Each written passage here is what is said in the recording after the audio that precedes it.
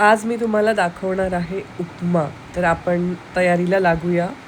तर मी माझ्या पद्धतीने उपमा कसा करते ते तुम्हाला दाखवते. त्यासाठी मी 1 कप रवा घेतला आहे, मीडियम साईजचा रवा आणि हा 2 माणसांसाठी पुरतो. म्हणजे 1 छोटा कप रवा 2 माणसांबरोबर आरामात खाऊ शकतात. तर त्याच्यासाठी मी 1 कांदा कापून घेतला आहे, 1 छोटा टोमॅटो कापून घेतला आहे, 2 मिरच्या कापून घेतल्या आहेत. मिरच्या तिखट असतील तर 2च घ्या आणि कमी तिखट असतील तर 3-4 घेऊ शकता. थोडेसे मटार मी वापरणार आहे आज उपम्यासाठी. तर पॅन गरम करत ठेवला आहे मी. त्याच्यामध्ये आपण तेल टाकून घेऊया. तेल तुम्ही तुमच्या हिशोबाने जास्त टाकू शकता. मी एवढं तेल टाकते, एवढं गरजेपुरतं आहे, बस होतं एवढं तेल. जास्त तेल टाकलं तरी पण उपमा ॲक्च्युली चांगला बनतो, पण आपल्याला कमी तेलाचं खायचं असेल तर आपण थोडं कमी टाकू शकतो. तर कढीपत्ता टाकलेला आहे तेल तापून झाल्यानंतर. त्याच्यानंतर थोडीशी मोहरी टाकते मी, अर्धा चमचा. मोहरीच्यापेक्षा कमी मी जिरं टाकते आणि त्यानंतर मिरची आणि कांदा ही मी टाकते. थोडीशी उडीद डाळ अशी छान थोडीशी क्रंचीमध्ये लागते, छान लागते. त्यामुळे थोडी उडीद डाळ टाकते आणि नंतर मिरच्या आणि कांदा टाकून घेते. कांदा व्यवस्थित भाजून घ्यायचा आहे, पण पूर्ण असा करपेपर्यंत किंवा काळपट होईपर्यंत किंवा तो कडू लागेपर्यंत आपण त्याला नाही भाजायचं आहे. कांद्याचं पाणी सुटलं आणि कांद्याचा कलर हा बघा चेंज झाला आहे. मधला व्हिडिओ मी स्किप केला आहे कारण व्हिडिओ खूप मोठा होईल. जवळजवळ मी 2 ते 3 मिनटं कांदा परतून घेतला आहे. बारीक गॅस आहे, एकदम गॅस दिसत पण नाही आहे माझा. एकदम बारीक गॅसवर कांदा परतून घेतलेला आहे. त्याच्यानंतर आपण याच्यामध्येच रवा टाकून भाजून घेणार आहे आणि टॉमॅटो आपण शेवटी टाकणार. जर आधी टॉमॅटो टाकलं तर पूर्ण पाणी सुटेल आणि रवा भाजला नाही जाणार. तर रवा मी भाजताच त्याच्यामध्ये मटार टाकते, त्यामुळे ते थोडेसे वाफेवर थोडेसे शिजतात. त्यामुळे ते पण टाकून घेतले आणि रवा एकदम व्यवस्थित कलर चेंज होईपर्यंत आपल्याला परतून घ्यायचा आहे. रवा जर नीट नाही भाजला गेला, म्हणजे उपम्याचा असू दे, शिऱ्याचा असू दे, तर त्याचे गोळे गोळे होतात आणि ते गोळे नंतर असे खाताना मध्ये लागतात. त्याला ना धड साखर लागते, ना मीठ लागतं, काहीच लागत नाही त्याला. त्यामुळे गोळे होऊ नये यासाठी रवा तुम्हाला खरपूस भाजून घ्यायचा आहे. फक्त तो काळा नाही करायचा आहे किंवा अगदीच तांबूस नाही करायचा आहे.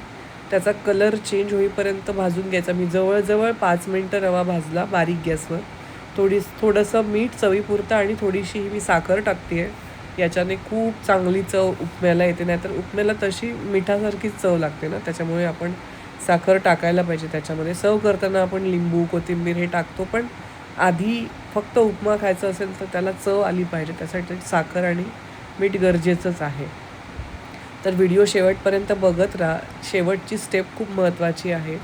मी खूप जवळजवळ बारीक गॅसवर रवा पूर्ण खरपूस असा भाजून घेतलेला आहे आणि त्याच्यानंतर मी आता त्याच्यामध्ये 1 कप रव्यासाठी 3 कप पाणी आपण टाकायचं आहे. हे ठरलेलं प्रमाण आहे रव्याचं.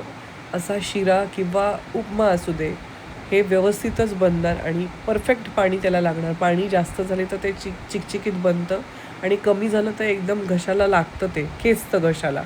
त्यामुळे हे त्याचं योग्य प्रमाण आहे. एक कप असेल तर 3 कप मोजून बरोबर पाणी टाकायचं आहे. हे बघा रव्याचा कलर पूर्ण चेंज झालेला आहे, व्यवस्थित भाजला गेला आहे तो.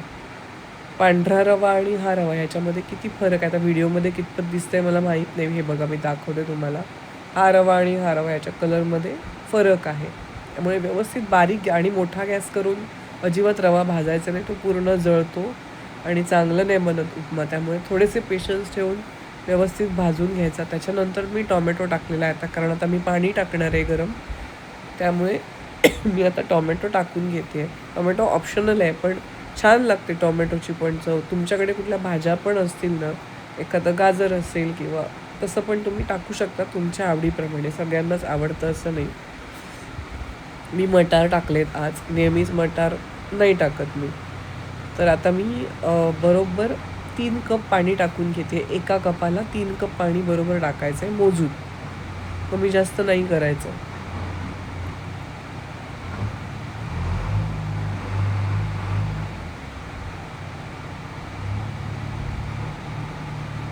आणि पूर्ण दाणेदार बनतं एकदम उपमा. पूर्ण त्याचे सगळे रव्याचे सगळे दाणे असे छान फुलून येतात. त्याच्यानंतरच तो उपमा व्यवस्थित होतो.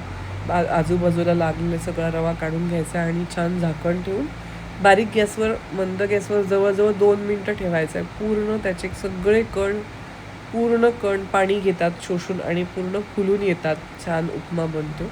आपला छान उपमा झालेला आहे. योग्य प्रमाण असलं की बरोबर सगळं बनतं. प्रमाण थोडं जरी चुकलं तरी तुमचा पदार्थ बिघडला म्हणूनच समजा. म्हणजे रव्याच्या बाबतीत तरी मी सांगते. रव्यात पाणी प्रमाणातच घाला. काही लोकांना अंदाज आहे म्हणजे ते खूप छान बनवतात. पण आपल्याला नेहमीच अंदाज येतो असा नाही. तर इतकं सुंदर उपमा असा मोकळा बनलेला आहे. तर लास्ट आणि शेवटची स्टेप म्हणजे ह्याच्यामध्ये 1 चमचा वरती आपण तूप घालून घेऊया. याच्याने जी काय त्याची टेस्ट एन्हान्स होते, काय सांगू. तुम्ही एकदा असं करून बघा, तुम्हाला खरंच आवडेल. ते तुपाने एक वेगळीच चव येते त्याला. तुपात पण तुम्ही ॲक्च्युली बनवू शकता, पण एवढी जास्त चव नको आहे आपल्याला. थोडी वरून थोडंसं त्याची टेस्ट आली ना अशी छान, तर मस्त लागतं ते. त्यामुळे आज आपला उपमा खूप सुंदर झालेला आहे आणि हा असा मस्त उपमा रवाळ छान रेडी झालेला आहे. दाणा त्याचा पूर्ण फुललेला आहे. असा उपमा एकदा नक्की करून बघा आणि हा तुमच्या मैत्रिणींना शेअर करा. तोपर्यंत भेटूया नवीन ब्लॉगमध्ये. बाय.